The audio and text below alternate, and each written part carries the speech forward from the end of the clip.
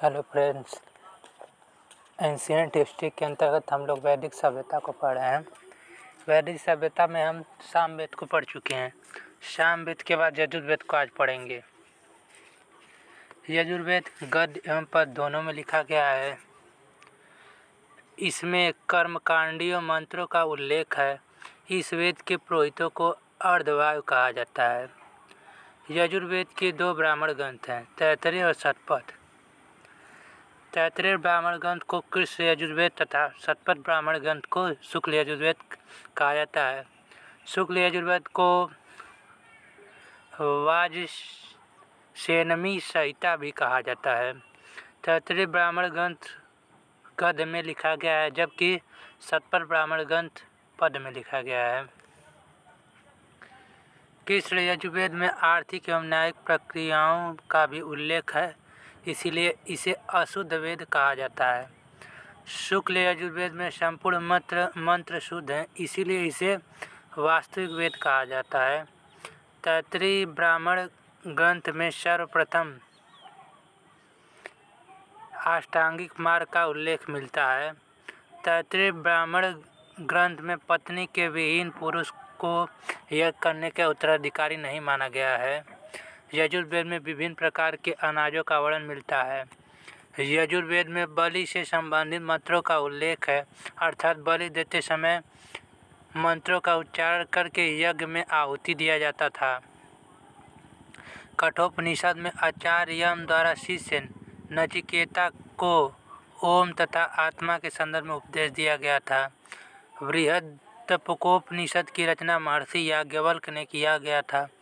सभी उपनिषद में बृहदोप बड़ा है, जबकि सबसे छोटा मांडुक्योपनिषद है। बृहदोपनिषद में महर्षि याज्ञवल्क्य एवं विदुषी गार्गी के बीच में संवाद का वर्णन है। इसमें याज्ञवल्क्य मैत्री संवाद का भी उल्लेख मिलता है। शतपथ ब्राह्मण ग्रंथ में सर्वप्रथम पत्नी को अर्धांगिनी कहा गया। शतपथ ग्रंथ में जल प्लावन की कथा एवं पुनर्जन्म की कथा का उल्लेख मिलता है। शतपथ ब्राह्मण ग्रंथ में विदेह माधव की कथा, उपनयन संस्कार एवं पुरुष मेघ यज्ञ का वर्णन मिलता है। बृहदोपनिषद में निम्न बातों का उल्लेख मिलता है। अतिथि देवो भव, अर्थात अतिथि देवता के समान होता है। मातृदेवो भव, अर्थात माता देवी के समान होती हैं। सदा सत्य बोलना चाहिए। इस उपनिषद में निष्काम कर्म का उल्लेख मिलता है। अब हम पढ़ेंगे सामवेद। सामवेद में नृत्य, गान एवं संगीत शिक्षा का उल्लेख मिलता है। सामवेद के पुरोहितों को उद्गाता कहा जाता है। इसमें मंत्रों की संख्या 1549 है। सामवेद को छंदोग्योपनिषद में 3 आश्रमों का उल्लेख मिलता है। 3 आश्रम जो निम्न है: ब्रह्मचर्य आश्रम 0 से 25 वर्ष, गृहस्थ आश्रम 25 से 50 वर्ष, वानप्रस्थ आश्रम 50 से 75 वर्ष। जबकि जवालो उपनिषद में 4 आश्रमों का उल्लेख मिलता है। 4 आश्रम जो निम्न है: ब्रह्मचर्य आश्रम 0 से 25 वर्ष, गृहस्थ आश्रम 25 से 50 वर्ष, वानप्रस्थ आश्रम 50 से 75, संन्यास आश्रम 75 से 100 वर्ष। छंदोग्योपनिषद में भगवान श्री कृष्ण को देवकी का पुत्र बताया गया है। छंदोग्योपनिषद में उत्तराधिक उराड़ी एवं पुत्र श्वेतकेतु के बीच आत्मा परमात्मा के मुद्दे पर संवाद का वर्णन है। छंदोग्योपनिषद में सत्य, काम, जवाल तथा अहिंसा एवं विवाह का गीतों का उल्लेख मिलता है। आप पढ़ेंगे अथर्ववेद। अथर्ववेद में जादू, टोना एवं भूत, पिशाच, प्रेत का वर्णन मिलता है। अथर्ववेद में बहुत प्रकार के औषधियों का उल्लेख मिलता है। अथर्ववेद में सभा एवं समिति को प्रजापति की 2 पुत्रियां कहा गया है। अथर्ववेद में परीक्षित को मृत का देवता कहा गया है। अथर्ववेद के विवरण से ज्ञात होता है कि सर्वप्रथम वृत्रवैन ने धरती पर जन्म दिए थे। सत्यमेव जयते वाक्य मंडूकोपनिषद से लिया गया है। मंडूकोपनिषद में यज्ञ की टूटी नौकाओं के समान बताया गया है। अथर्ववेद में मगध, अंग, अयोध्या, वाराणसी एवं स्वर्ग शब्द का उल्लेख मिलता है। आप पढ़ेंगे ऋग्वैदिक काल एवं उत्तर वैदिक काल से संबंधित तथ्य। बेगाज का अभिलेख एशिया माइनर तुर्क जो 1400 ईस्वी में इसे 4 भागों में, जिसमें 4 देवता थे: इंद्र, वरुण, मित्र, नासद, अश्वनी। यानी एशिया माइनर तुर्की के बेगज कोई अभिलेख में वैदिक काल के 4 देवताओं का उल्लेख मिलता है। वैदिक काल के प्रमुख देवता इंद्र थे, जबकि उत्तर वैदिक काल के प्रमुख देवता प्रजापति थे। ऋग वैदिक काल में पूजन पशुओं के देवता थे, जबकि उत्तर वैदिक काल में पूजन शूद्रों के देवता थे। बुद्धायन धर्म सूत्र के अनुसार संस्कारों की संख्या 16 है। सर्वप्रथम गर्भाधान होता है, उसके बाद पुष्पवन होता है, फिर सीमांतोयन होता है, चिज्जात कर्म होता है, फिर नामांकरण होता है, फिर निष्क्रमण होता है, फिर प्रशान होता है, फिर चूड़ा कर्म होता है, कड़ छेदन होता है, विद्यारंभ होता है, उपनयन होता है, वेदारंभ होता है, केशांत होता है, समावर्तन होता है, विवाह होता है, अंत्योष्टि संस्कार होते हैं। यह 16 संस्कार होते हैं। विवाह के 8 प्रकार होते हैं।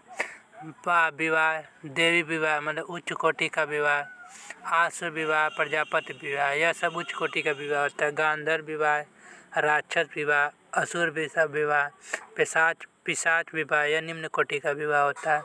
2 प्रकार के विवाह को अंतःवर्षीय विवाह होता है। प्रतिलोम विवाह, कन्या उच्च वर्ग एवं वर निम्न वर्ग का होता है, उसे प्रतिलोम विवाह कहा जाता है। जैसे वर क्षत्रिय हो, कन्या ब्राह्मण, तो यह प्रतिलोम विवाह होगा। अनुलोम विवाह, कन्या निम्न वर्ग एवं वर उच्च वर्ग का होता है, उसे अनुलोम विवाह कहते हैं। जैसे वर क्षत्रिय और कन्या वैश्य हो। ऋग्वेद काल का प्रशासन जन यानी राजा, विषयपति, ग्राम, ग्रामणी, गृह स्वामी में बटा हुआ था। उत्तर वैदिक काल में जनपद का उल्लेख मिलता है। जनों को मिलाकर जनपद का निर्माण होता है। पुरु प्लस भरत बराबर कुरु होता है। तुवर्स कलक किवी पंचाल। उत्तर वैदिक काल में पहली बार राष्ट्र शब्द का उल्लेख हुआ था। वैदिक काल में राजा का पद वंशानुगत होता है, लेकिन राजा के पास असीमित अधिकार नहीं था। राजा को प्रशासनिक मुद्दे पर सवाल देने के लिए सभा यानी राज्यसभा और समिति देती थी। राजा के पास अस्थायी सेना नहीं होता था। युद्ध के समय में सेना में कबायली जनजाति की भर्ती कर ली जाती थी। कबायली जनजाति जो थी लड़ाकू प्रवृत्ति की होती है। वैदिक काल में कृषि की उपेक्षा पशुपालन को विशेष महत्व दिया जाता है। जिसके पास जितना पशु होता है उसे उतना अधिक धनार्दय माना जाता है, यानी धन से ज़्यादा परिपक्व माना जाता है। वैदिक काल में गाय को सर्वश्रेष्ठ माना जाता है। गाय को अधन्या मतलब वध न करने योग्य बताया गया है।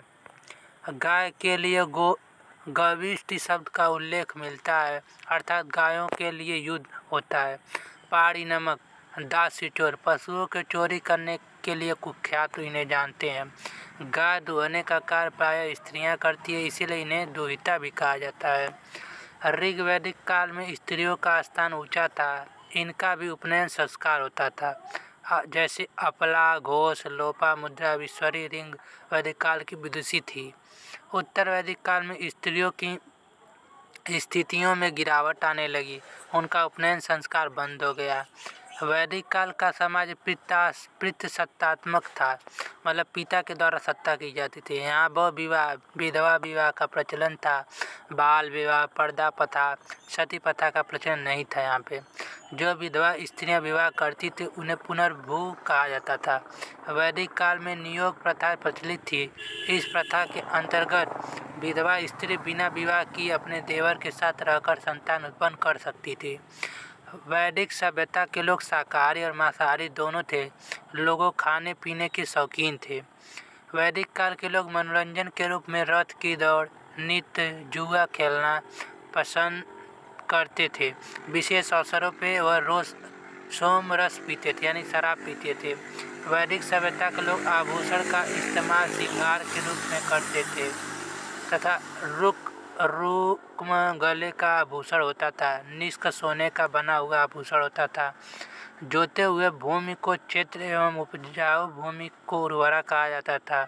उधर अनाज मापने वाला बर्तन होता था।